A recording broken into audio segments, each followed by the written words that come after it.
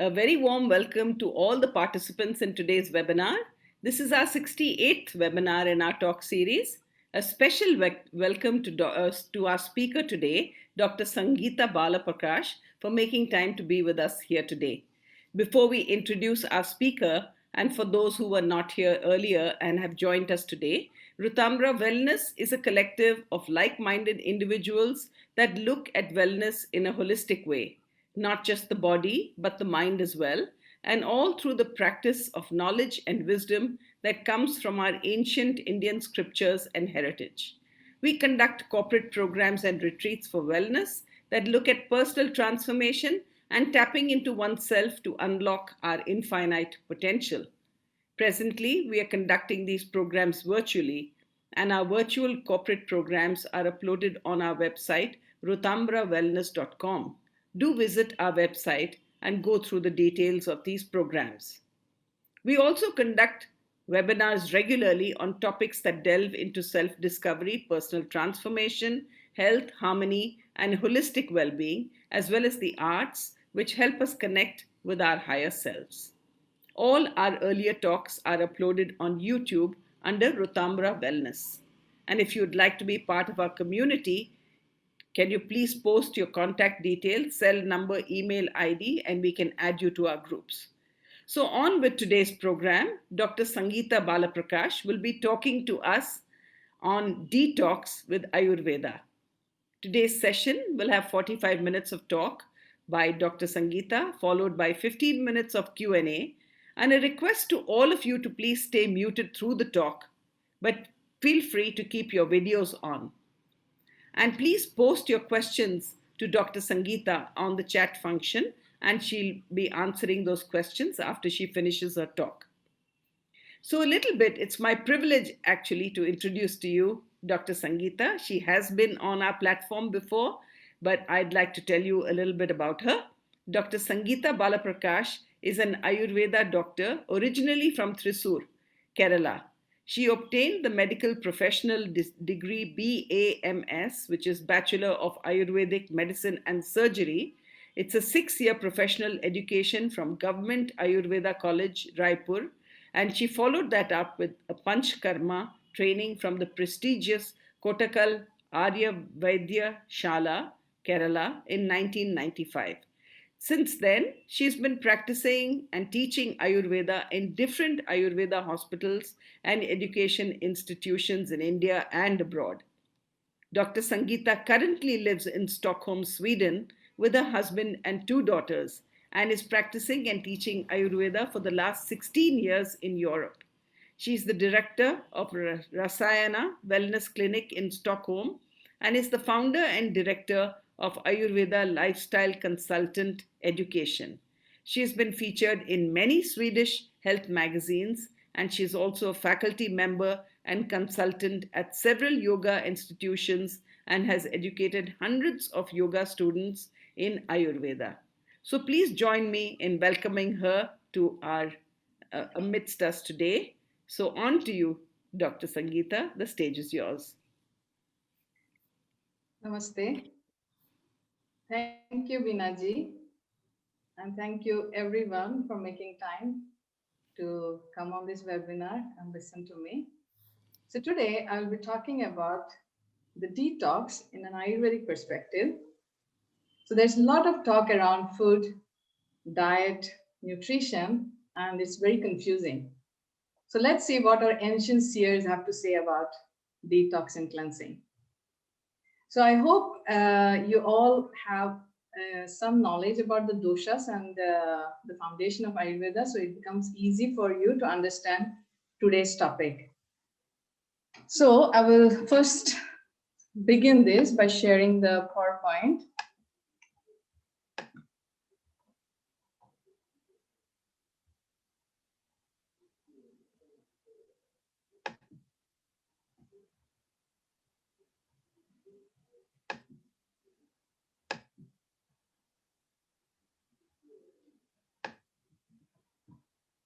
So, detox and declutter with Ayurveda. First, we understand the foundation or the fundamentals of Ayurveda. Ayurveda word itself means wisdom of life.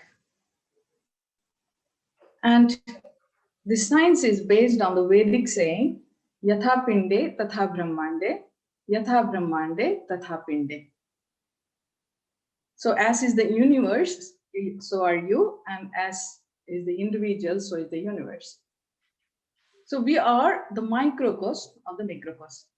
So, this actually indicates that we should respect and follow the cycles of nature, as environment has a big impact on our health. So, whatever sensory input or experience you take in, or the food that you eat, the air that you breathe, or whatever you ingest from your environment has to be processed, digested, and assimilated by your digestive fire.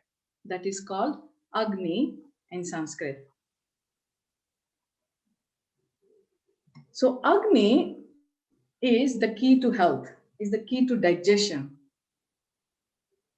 So, in the Vedic culture, Agni is considered to be divine. So, just like the offerings are made to fire god during fire ceremony, similarly, food is offered to the digestive fire that is resided in our stomach. The main Agni, we call it Jatharagni.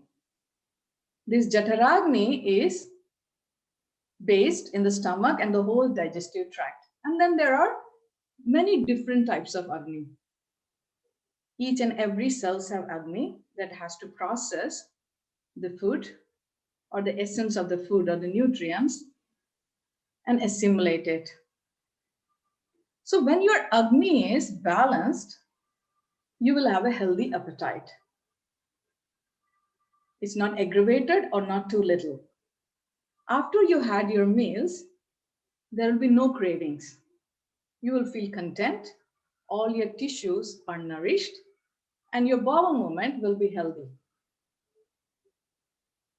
So, healthy bowel movement means you should look at the nature of the stool. We call in Sanskrit mala or purisha.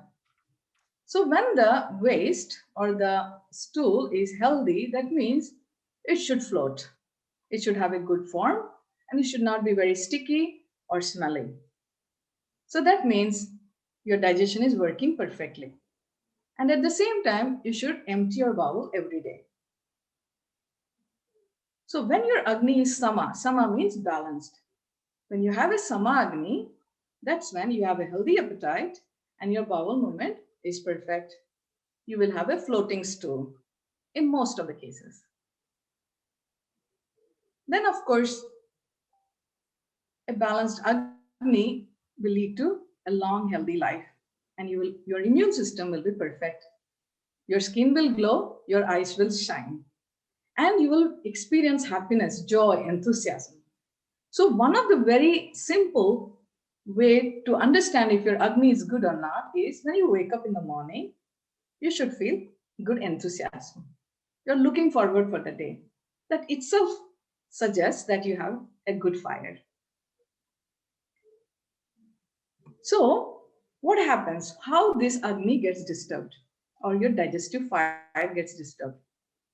Of course, stress is the most important factor because Agni is always in a state of flux. So, when you are stressed, this Agni gets disturbed and it depends on your dominant body type. If you are a Vata type, then your disturbed Agni is called Vishamagni. Vishama means irregular, unstable. If you're a Pitta dominant, then your Agni becomes Tikshna. So Tikshna means sharp. And Kapha. If you're Kapha dominant and if your Agni gets disturbed, most likely you will have Mandagni. Manda means slow. So what happens if you have a Vishamagni? That means your Agni is unstable. In this case, you will sometimes feel hungry and sometimes not. So your appetite becomes irregular. Your digestion also becomes irregular. Some days you can digest it properly and some days you cannot. You can empty your bowel nicely or you can have constipation or another day it will be diarrhea.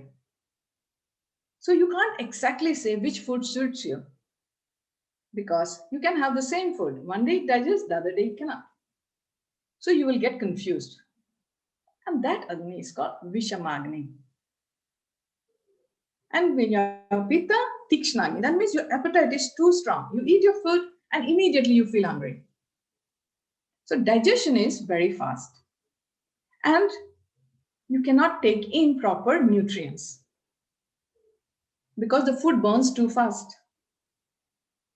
You'll be extremely hungry and you might have more digestive issues like acidity, heartburn, diarrhea. And a kapha person's agni can normally get, poor, mandagni, slow. So you may not feel hungry enough. If you eat a little bit of amount of food, you cannot digest. And your stool will look very, it's sticky and smelly. So when Agni gets disturbed, this is what it happens to your doshas or your individual Agni. Now, how it gets disturbed is environmental factors. If you take that, we have a lot of toxins around us, environmental toxins in the food,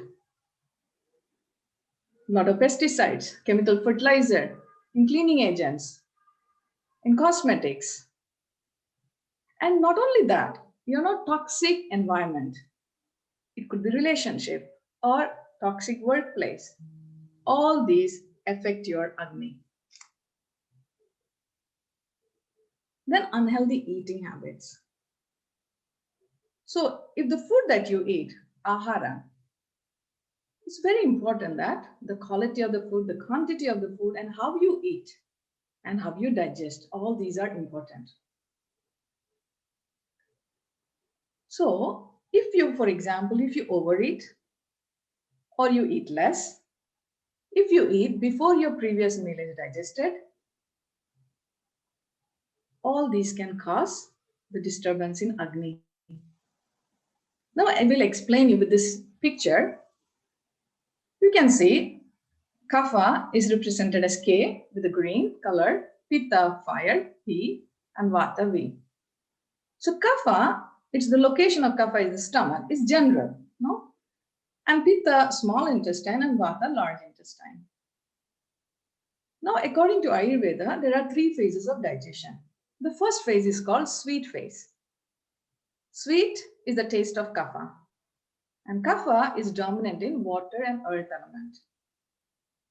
So what happens after you had your meal? The first digestion takes place in the mouth. That's also Kapha site. Then the major digestion, that means the first phase of digestion, happens in the stomach. The duration of this digestion is around 1.5 to 2 hours. It's based on how big your meal is. So immediately what happens here is after you had your meals, your kapha increases. Kapha is produced, which is very, very normal. That's why after food, you feel sleepy and heavy. It's quite natural. But if you overindulge in kapha aggravating food, like too much of sweet, heavy, cold food, it could be like bread, too much of white rice, or sweets in general. Or if you overeat, or if you eat before your previous meal is digested, then what happens? This kapha produced will be more, or the duration of this phase of digestion gets prolonged. And there is a risk of kapha diseases like cold, asthma, allergies, even diabetes, water retention, weight gain, etc. Then it comes the second phase of digestion, that is pitta phase. It takes around 2 to 3 hours. So if you eat pitta aggravating food like too much oily food, sour, spicy food, then this phase of digestion gets prolonged. You will have pitta disturbance like heartburns, acidity, diarrhea, inflammation in the body. Similarly, if you eat vata aggravating food, that is the third phase of digestion that happens in the colon, and Vata aggravating food like too much airy food, dry food, cold food, light, that will prolong the vata phase of digestion. You will have more gas and bloating, constipation, low back pain. So these are the imbalances you can have. So here, the most important thing for you to understand is if you overeat, or if you eat before your previous meal is digested, or if you eat at regular intervals, like sometimes you eat at lunch at 1 or sometimes 12 or 3, that disturbs your agni, and this overeating will cause more toxins in the body, and also kapha aggravating diseases. And of course, the quality of sleep will also affect your digestive fire. Repressed emotions. So, for example, if you're feeling anxious, worried or feared, you should wait till these emotions settle down. You should not eat. If you do, it will disturb your Agni again. And then there are seasonal changes. That time also, especially if you have extreme weather conditions, it affects our digestive fire.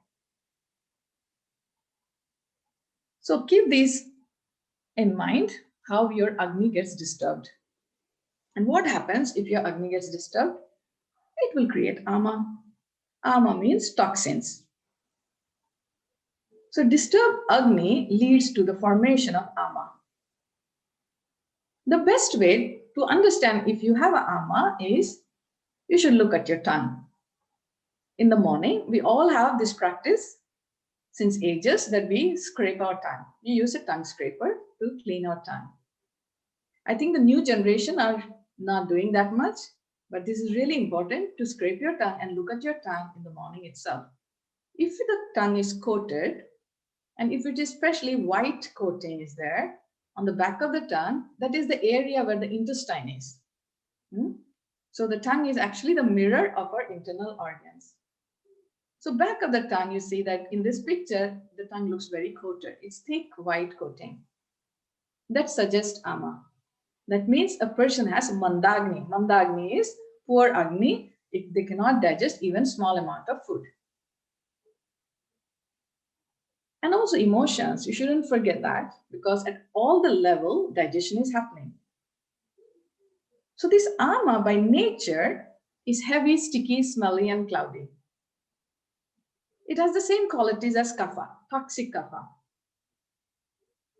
And this will block the channels.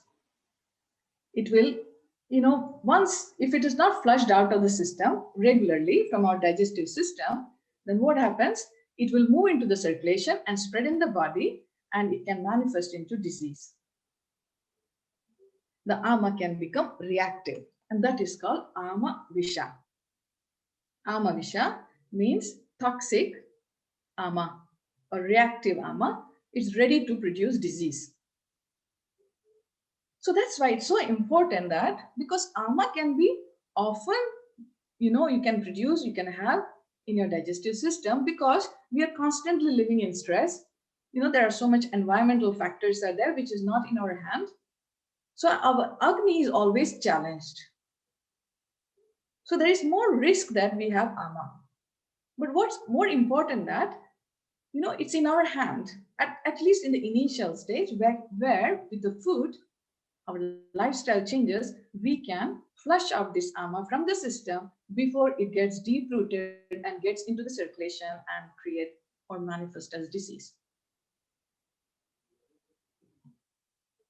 So you see, some of the examples here, I have already mentioned a little bit what happens if there is Ama in Vata dominant individuals.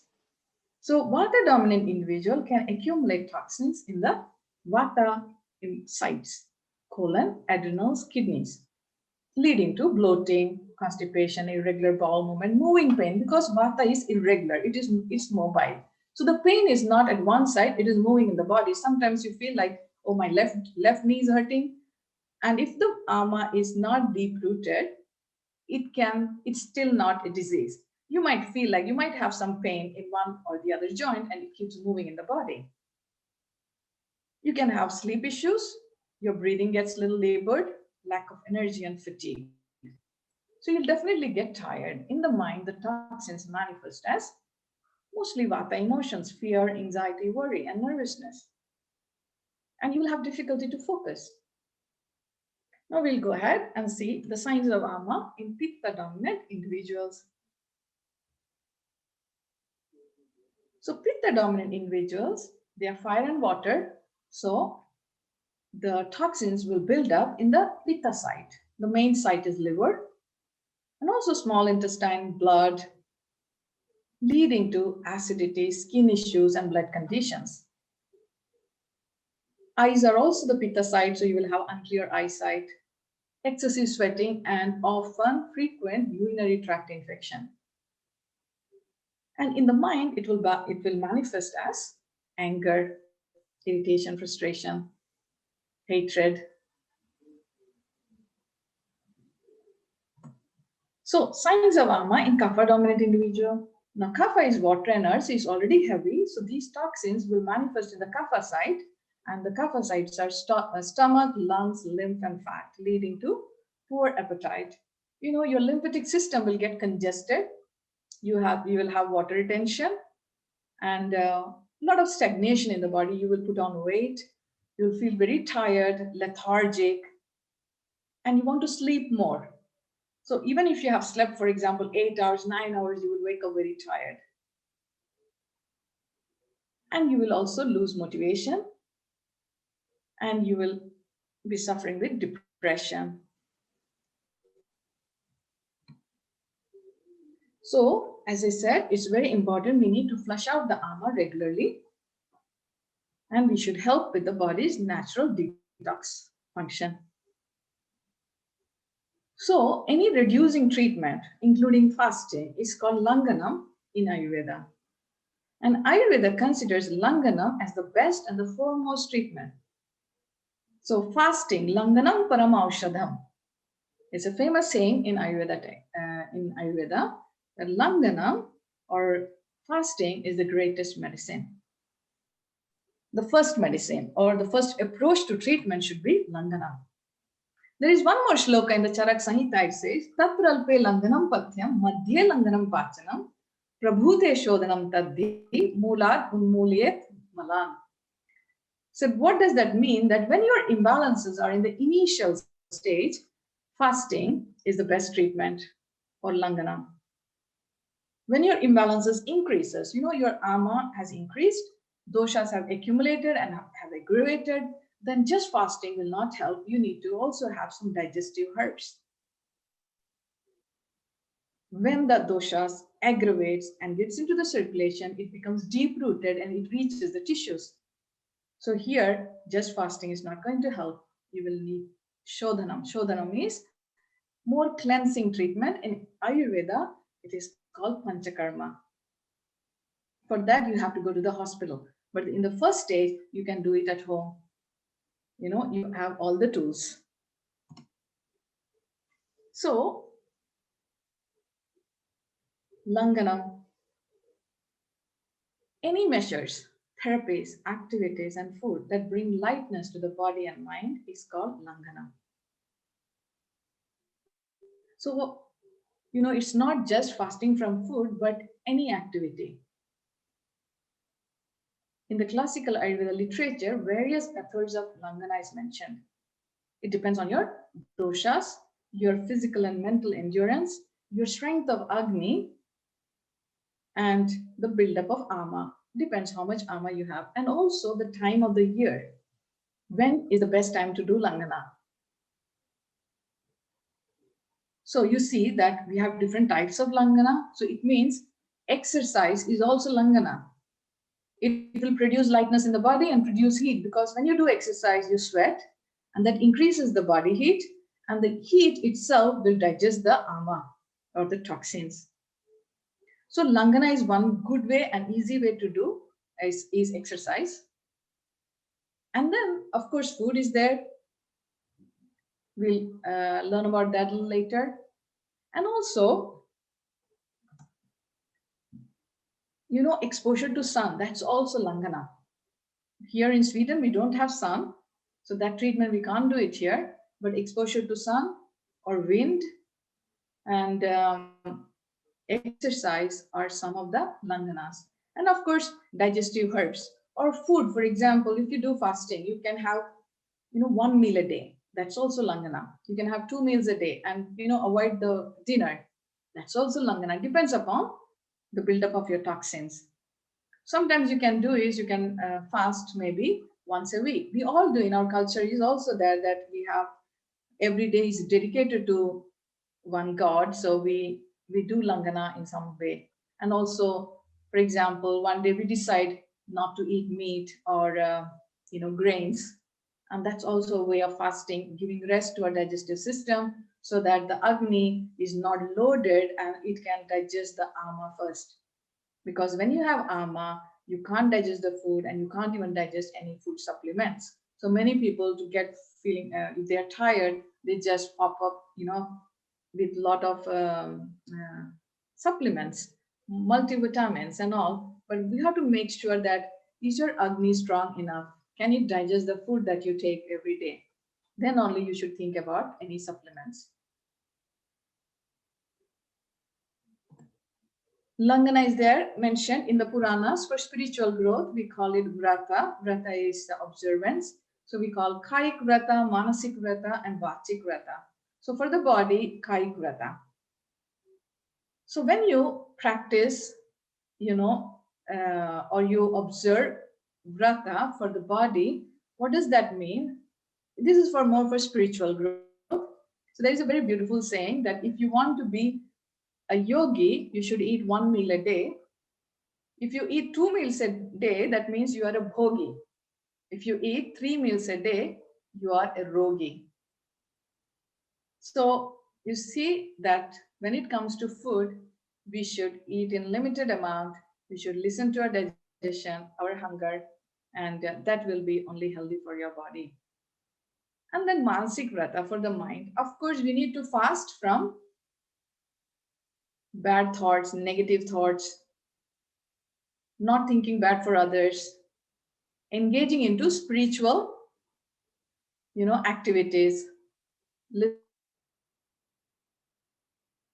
to spiritual speakers or reading the Vedas. These are all mansik vrata. And also we can also limit our, exposure of senses from the outside. So you can turn the mind inward and you can do meditation. That's the best mansik vrata. That means you're fasting your senses. Vachik vrata is for the speech. You can practice silence, like we call it mauna vrata, or you have to fast from talking ill about others, being unkind verbally, or abusing verbally. So this is also a kind of langana. And also there is non-verbal communication also. For example, not using or reducing your screen time. So you can also decide maybe, Monday or Friday evening, you can decide like 24 hours, I will not use my phone or computer. That's also a very good Langana practice. In yogic practice, Langana is referred to exhalation. It's a very common practice that you lengthen your exhale. And also we do kumbhaka, where you hold the breath. So yogis used to do this for, lengthening their lifespan.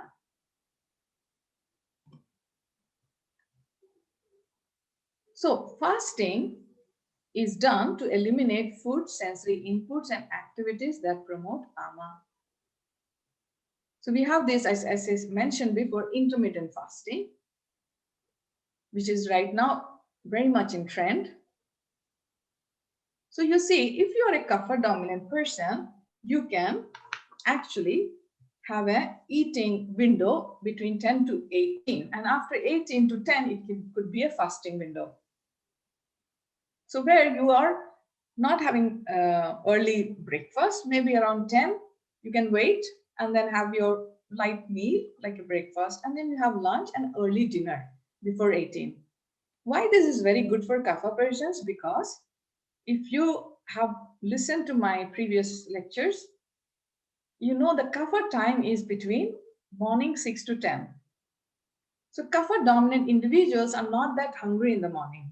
Their metabolism, digestion is pretty slow. So you can wait till 10 so that your digestive fire burns and it becomes strong. And after 18, again, it is the kapha time. Between 18 to 22, your digestion and metabolism is slow. So the best practice for a kapha dominant person is to eat between 10 to 18. They can do this every day. If you can actually go to some Ayurveda practitioner and see that do you really belong to a kapha dominant personality, or you have a kapha imbalance, then you can practice this. If you're not a kapha person, if you're vata or a pitta person, then this practice of eating between 10 to 18 you can do maybe once a while, once a day, once a week, or twice a week. Then also you can do is fasting from grains, meat, and dairy. For example, for 10 days you can do. You can water fast. Water fasts are not so good for vata person because vata is already light and dry. If you do too much of fasting, you will get even more drier and it will deplete your tissues. That's so it's not so advisable. And then juice fast is there. Khichdi fast is there, which is very popular in among the Ayurveda circles. So you should actually do the khichdi fast. And I guess you all know how to make khichdi. So, so the next is fasting during the change of seasons. You cleanse ama periodically during the transition period, for example, between winter to spring. In Ayurveda, we call the transition period is called Ritu Sandhi. So what should we do in Ritu Sandhi is we have to gradually, wean the food habits of the previous season and adapt the food habits of the coming season. So this is a period around 15 days between two seasons, and that is the best time to do a detox. For example, right now here it is you are transitioning from winter and we are coming to spring. But even in India, I think the best time also is like whenever the seasons change or monsoon is a very good time to detox.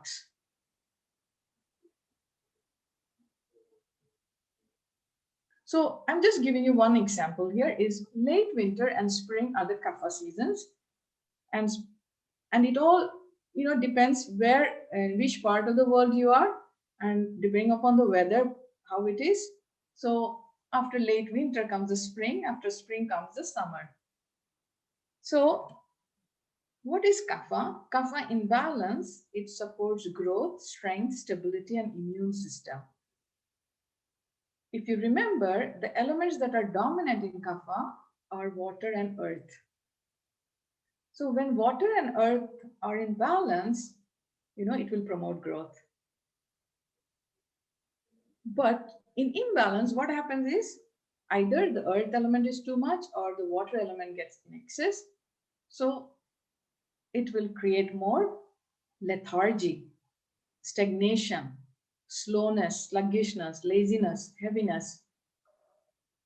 So this can cause even water retention, weight gain. And in the mind also, you will feel very, low and depressed. You will lack motivation. You will lose inspiration.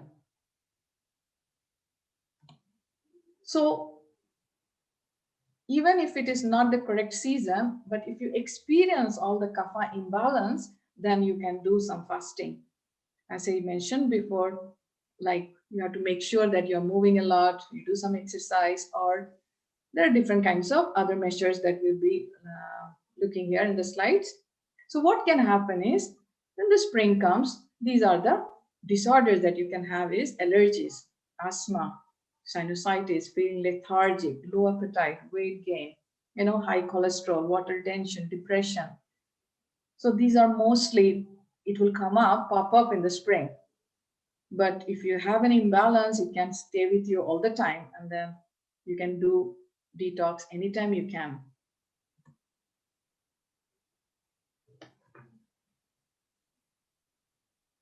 So toxins can build up and clog the different parts of the body depending on the person's dominant dosha. And as Ayurveda considers every individual as unique, the detox approach should be unique to every individual. Now, you can do a simple home detox. To make the whole experience, it is important, like you need to prepare. So there should be a pre-detox period. You should not just jump into detox if you like you have decided today and you start tomorrow, it won't work. You need to give some time to your body and also to your mind. You should do when you have a lot of time, you're not too stressed at work. So so what you have to do here is, you see, points to remember before you start your detox. You first have to cut down on stimulants. If you're drinking coffee too much or if you're smoking, you need to start cutting down. So you have to give yourself few days, depends upon how addicted to you are to black tea or coffee. So give that much time, cut down on stimulants, cut down on gluten, meat, and dairy. Like if you are having too much of milk products, like just milk or yogurt, or too much of bread, pasta. I think it's not so common pasta, but I don't in Bangalore or, but and meat also. So you start cutting down, and then you need to have some time to de-stress, because if you're already stressed and you do the detox, you will not get all the benefits. See, I read somewhere this: your body hears everything your mind says, so you need to stay positive.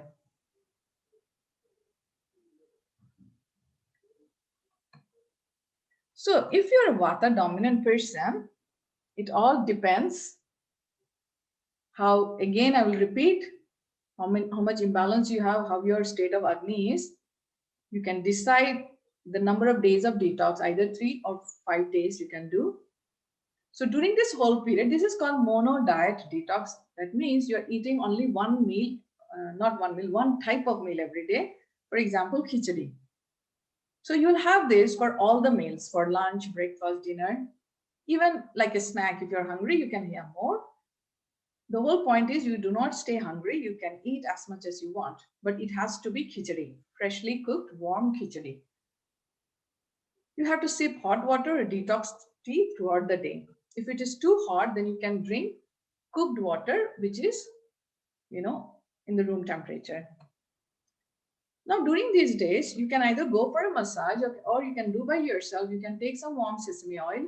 You can leave the oil on your body for 10 minutes, then wash off in a hot bath or shower. If you're not very dry, then you can also use raw silk gloves or some brush, so that you improve your circulation, clean your skin, and then apply oil.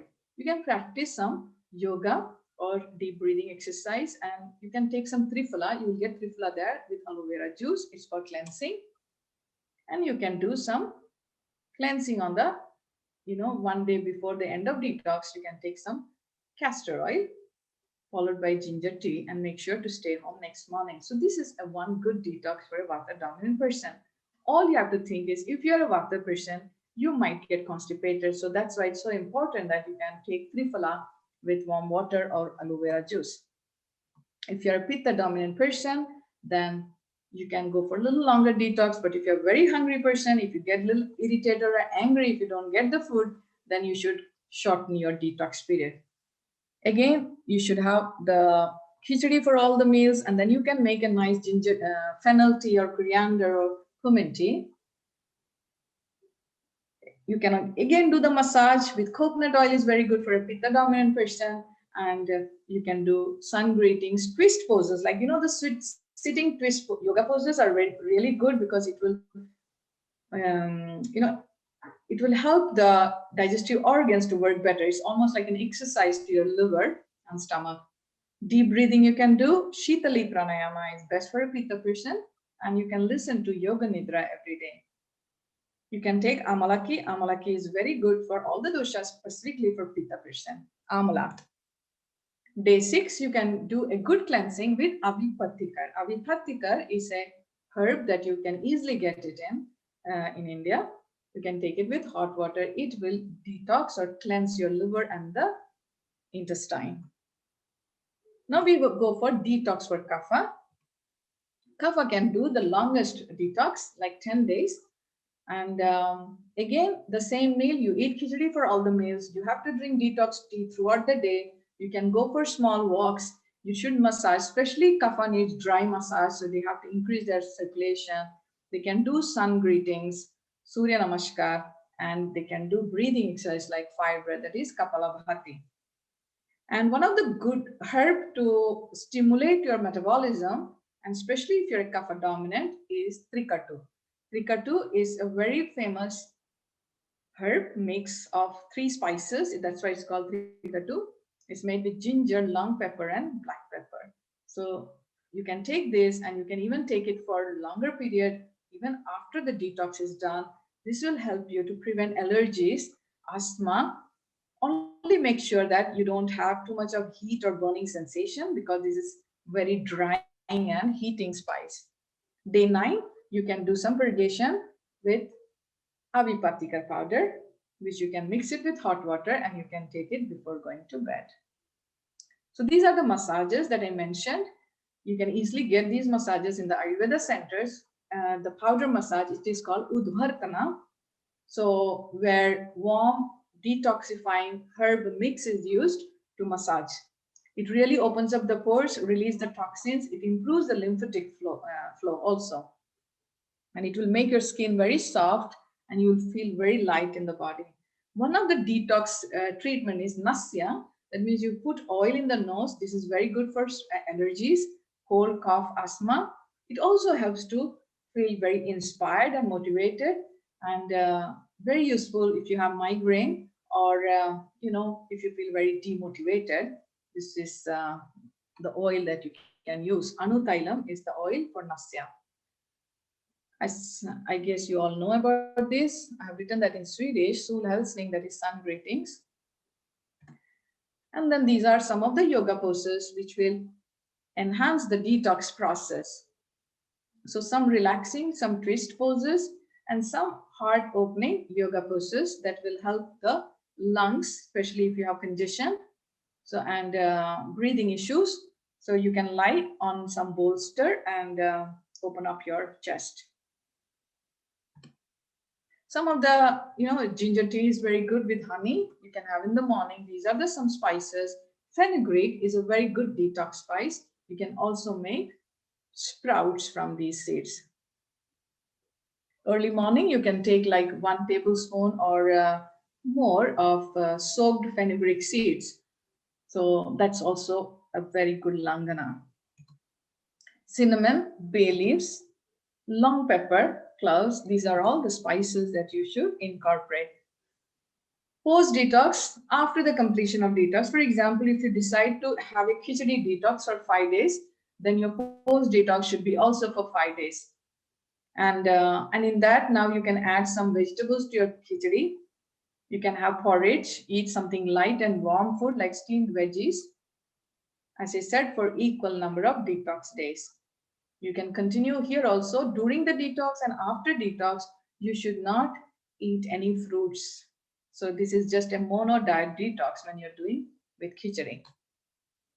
So that's how your detox is done. And of course, when you do a detox, you'll feel very light in the body and mind. It will, your digestive fire becomes more balanced. Your gut becomes healthy, and of course, there is more clarity in the mind and senses.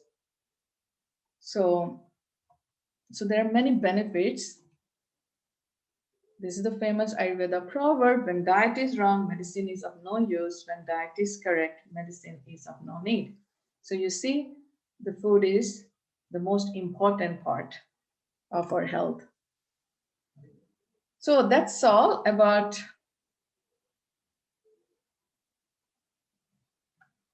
the detox. So I will stop the sharing.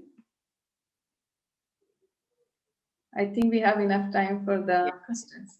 Yes, we have question and hour. We can do that now. Can you, if you'd like to actually just unmute yourself and ask the question, you could do that, or you could put it in the chat function, whatever you like.